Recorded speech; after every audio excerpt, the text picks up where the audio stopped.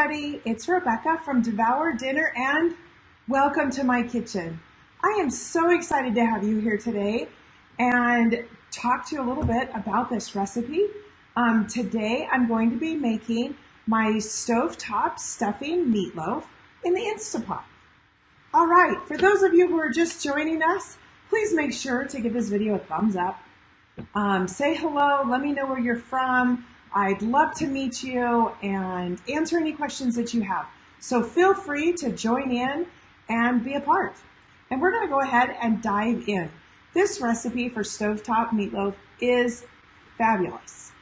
It is so easy to make because the ingredients are simple. And it comes together with a box of stovetop stuffing.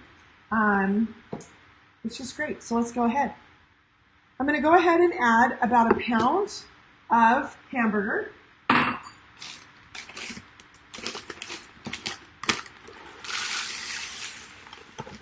package of stovetop stuffing, a can of tomato sauce, and we're going to add 2 eggs.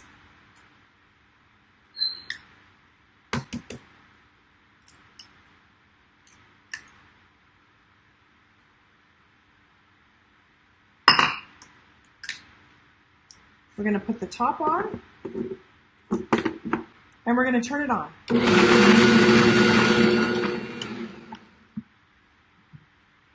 I love using my Bosch mixer, my big stand mixer, to mix it all up because it keeps my hands clean. And for me, that's a bonus. And so I use it. You could see how quick and easy it was to just throw all those ingredients in and turn it on. Literally, it took like 10 seconds to whip that up, and now it's perfect. So we're going to go ahead and open this up. We're going to be using today one of my 2-tier pots, okay? So it has the handle so that we can put it in the Instapot, and that's what we're going to use. So I'm going to go ahead and move this off to the side.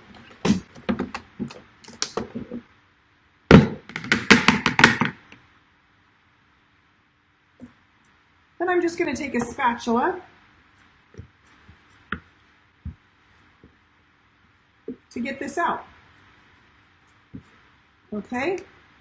In the pan, I'm going to spray it with just some cooking spray.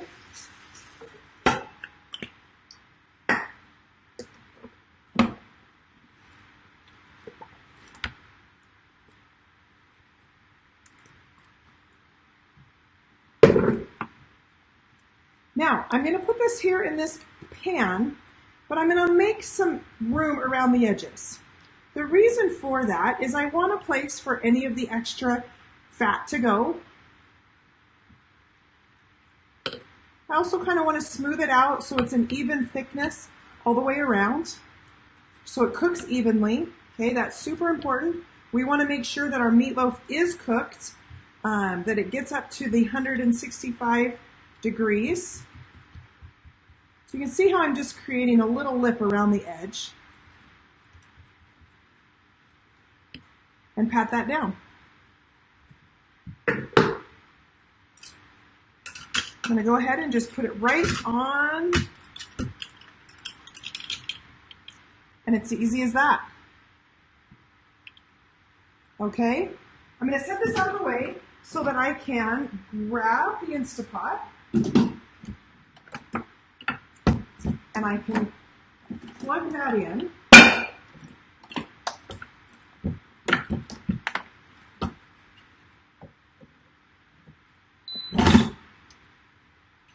Okay, now for our Instapot, we will need to add some thin liquid. So I'm going to go ahead and add a cup of water to the Instapot. And then I'm going to take my meatloaf and I'm going to set it down in. It's important then to put the lid on, close it, and make sure you hit the valve to make sure that it's in the closed position as well. We'll turn our camera over here. I am going to go ahead and press manual. This is an older machine, so it has a manual button. On the newer machines, it does say pressure cook. I'm going to hit manual and use the plus key to go up. This is going to cook for 25 minutes. You guys, it's as simple as that. So the Instant Pot will now start its magic. You hear the beep, so it is now reading on. And everything inside will start to heat up and create pressure, and it will close the pressure valve, and that's when it'll start cooking, and it cooks for 25 minutes. In this recipe, I have used hamburger that is 85% lean, so only 15% fat. You can also use a 93% lean, 7% fat if you wish. This recipe will also work with a ground turkey instead of hamburger if you just want to cut that fat out completely. The ingredients will stay the same, which is really nice. I'm going to move this off to the side just a little bit here, and I'm going to wipe my workstation really quickly, and I'm going to get the sauce ready. So it's super important that our meatloaf has a little bit of a sauce, a little bit of a glaze. I like to use a combination of ketchup and barbecue sauce. And so I use equal parts for this. The recipe calls for a half cup of the barbecue sauce and then a half cup of the ketchup.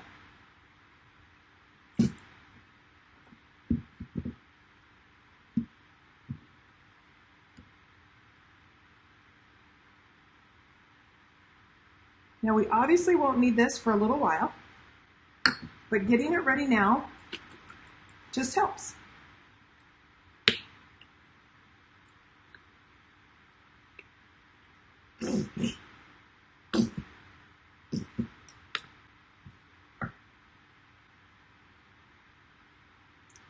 And then we're just going to stir this up.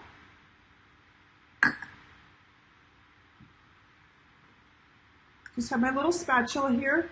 We're just going to stir this combination up. I like using the ketchup because it helps cut just a little bit of the sweetness of the barbecue sauce so it's not so overbearing. And the sauce is ready. So as we wait for the Instant Pot to pressure up, we're going to go ahead and take a break. Remember, now's the time to clean your workstation, clean out your big mixer, get your pots washed, set your table, make any other side dish that you are wanting to do with dinner so that when the meatloaf comes out, it'll be ready for you. Okay, that took just a few minutes for the pressure to pressure up, and it's still reading on. Momentarily here, the on will change to 25 minutes. And then those 25 minutes will count down in time. So when it's cooking, it will count down.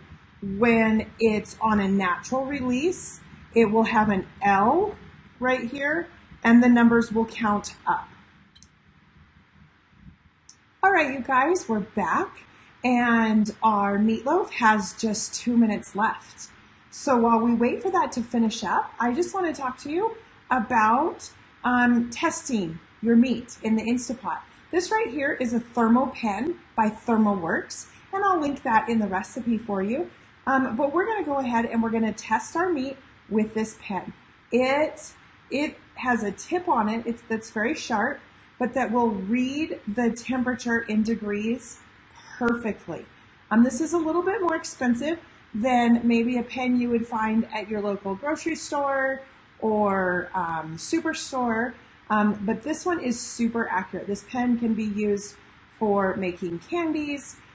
We love to use it on the grill to just test our meats, and it is wonderful. So I'm going to show you real fast. So this is the ThermaPen. You can see right now it's reading 76 degrees. And if I were to hold the end of it, you can see how quickly the temperature is rising, right? And there we're up to 89 degrees.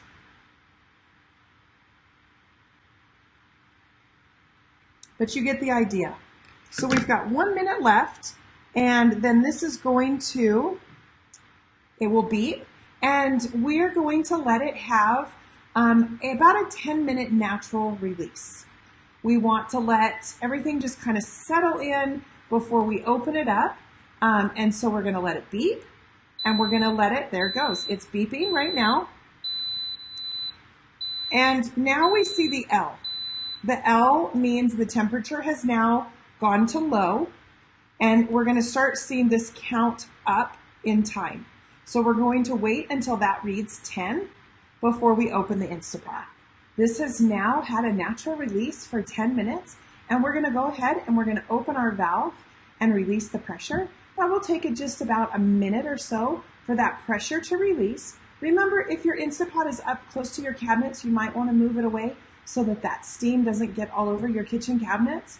I know I don't want the steam on my cabinets, so pull it away. You can also buy these things that go on top of your steam valve to redirect where the steam goes. So if you don't have counter space that's away, you can get one of those as well that'll link and push that steam a different direction. But we're going to go ahead and open this up now and take a look. So you can open up your Instapot using your finger. If you don't want to, you can very easily use the end of a handle. If you have the handles that came with your Instapot, or the little spoons, they have a little hole in it. You can use that. I'm going to use this basting brush today, and I'm just going to open it up. And it's going to release that pressure, and then the pin will drop. And as soon as the pin drops, we will open up the lid. That didn't take very long at all now, did it? Open up the lid. Look at that. Doesn't that look delicious? So I'm going to go ahead and pull that out. I'm just letting some of that water drain off from the bottom that picks it up in the trivet. I'm going to move the Instapot out of the way for just a moment. Here we go. Now, before I test that, I'm going to go ahead and I have prepared in my steamer basket some fresh vegetables. And so I'm going to go ahead and throw that in to my Instapot. Remember, everything in the Instapot right now is warm and hot. There's still the liquid down underneath. I'm going to go ahead and close the Instapot. Hold on here. There we go. And close that lid. I'm going to turn it off, turn it back on to manual, high, or pressure cook for 1 minute, just to steam those vegetables up. Now we're going to take our thermal pen and we're going to test it. And this is going beautifully. 170, 165. Perfect. Our meatloaf is done. So I'm going to go ahead and flip it out of the trivet into a pan. Okay, we're going to take our spatula here and we're going to run it around the edges and just lift our meatloaf up just a little bit. We want to make sure that it comes up when we flip it out and that it's not stuck to the bottom. I think we now have it loosened up, that we can flip this out. I'm going to go ahead and put it in this pie dish. You can flip it onto a plate as well.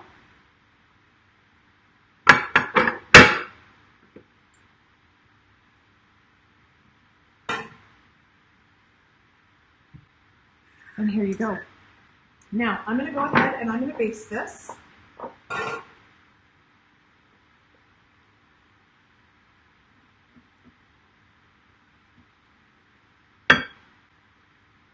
Remember, our sauce here is in equal parts of barbecue sauce with ketchup. And it's very important to get it all the way around the sides because we want those flavors all the way around.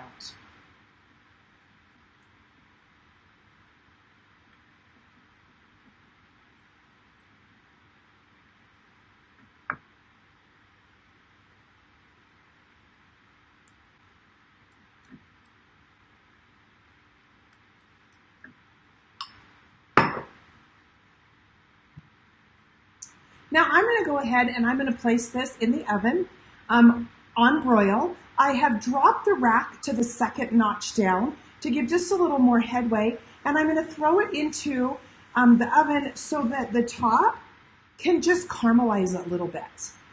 Where the Instant Pot doesn't have that baking feature where it gets things a little bit crispy, I'm going to throw it under the broiler. Now keep in mind, there's a lot of sugars in the barbecue sauce and the ketchup, so this will caramelize very quickly. So you're going to want to watch it. It only takes about a minute.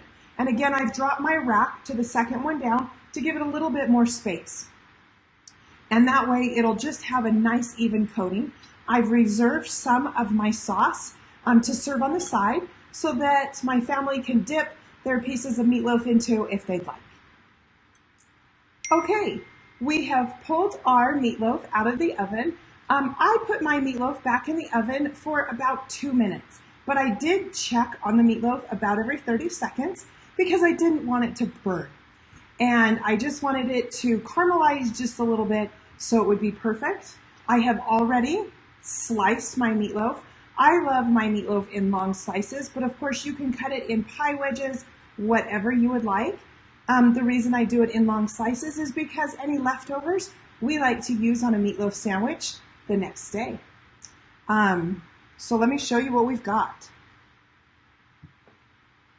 So I've sliced this up, and I'm going to go ahead and serve it on this plate.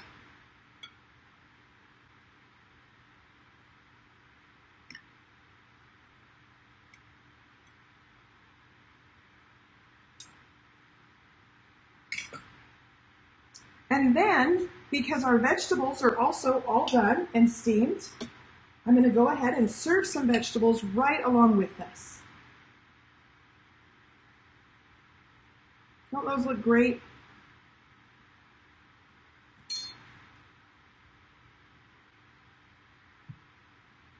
And that's it. This is our recipe for stove top stuffing meatloaf made in the Instant Pot. That was quick, it was easy, and we have a beautiful meal. I'm glad that you joined us today. I really, really am excited that you're here watching my videos. Please give me a thumbs up, give me a heart, let me know that you've liked it. If you have any questions, please feel free to leave them in the comments below, and I'll jump back on and answer your questions for you. I'm here to teach you how to use your Instant Pot even better so that you'll love it. And stay tuned for more great recipes. Again, I'm Rebecca, your host from DevourDinner.com. Have a great day.